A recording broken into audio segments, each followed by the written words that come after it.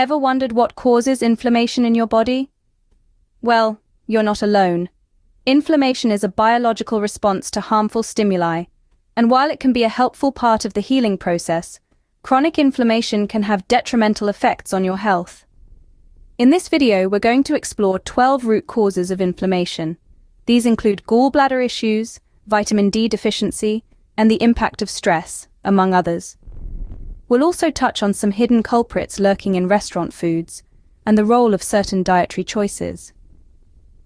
Understanding these triggers is the first step in taking control of your health and reducing inflammation. So, are you ready for an enlightening journey into the world of inflammation?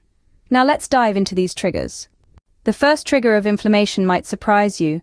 It's a gallbladder issue or bile sludge. Now you may be wondering, what's bile sludge? Well, when your gallbladder isn't functioning properly, it can cause a buildup of bile, which can lead to inflammation in the body. Moving on to the second trigger, a vitamin D deficiency.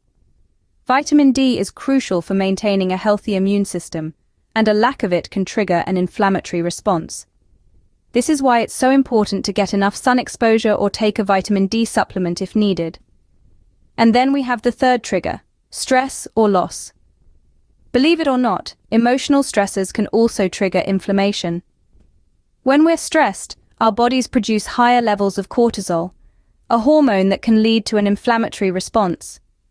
These triggers might seem unrelated, but they all play significant roles in causing inflammation. So, keep these in mind as we continue to explore the other triggers in the following scenes. Moving on, the fourth trigger is something we encounter often: ingredients in restaurant foods. Now, it's no secret that restaurant meals can be laden with hidden additives, unhealthy fats, and excessive sodium, all of which can provoke inflammation. It's crucial to remember that even seemingly healthy options might contain these triggers, so make sure to ask about the ingredients before making your choice. The fifth trigger is a common culprit: sugar, grains, gluten, and seed oils. These substances can cause a spike in our blood sugar levels, leading to inflammation. They are often found in processed foods, so it's always a good idea to read labels carefully and opt for whole, unprocessed foods whenever possible. Lastly, the sixth trigger might come as a surprise: unhealthy keto snacks. Yes, even foods marketed as keto-friendly can contribute to inflammation if they contain artificial sweeteners or processed ingredients. As you can see, our diet plays a major role in inflammation. The seventh trigger is something that many of us struggle with: visceral fat. This is the fat that surrounds our organs, and when it accumulates, it can lead to inflammation. Visceral fat secretes proteins that can cause inflammation, highlighting the importance of maintaining a healthy weight. Moving on to the eighth trigger, high iron levels. While iron is essential for our bodies, too much of it can be harmful. Excessive iron can cause oxidative stress, leading to inflammation. Regular checkups can help monitor your iron levels and keep them in check. Our ninth trigger is alcohol. While a glass of wine or a beer every now and then may not cause harm, excessive drinking can lead to inflammation. Alcohol can irritate the lining of your intestines and liver, leading to inflammation and other health problems. These triggers highlight the importance of maintaining a healthy lifestyle to prevent inflammation. The 10th trigger is another common one: food allergies and food intolerances. Now, these are not just limited to the usual suspects like peanuts or shellfish. In fact, many of us can develop intolerances to foods we consume regularly, such as dairy or gluten. These intolerances can cause our bodies to react negatively, leading to inflammation. Moving on to the 11th trigger, it's frequent eating. Yes, you heard it right. Eating too often, especially outside the 3 main meals, can keep your digestive system constantly working, leading to digestive inflammation. Lastly, we have oxalates and lectins in vegetables.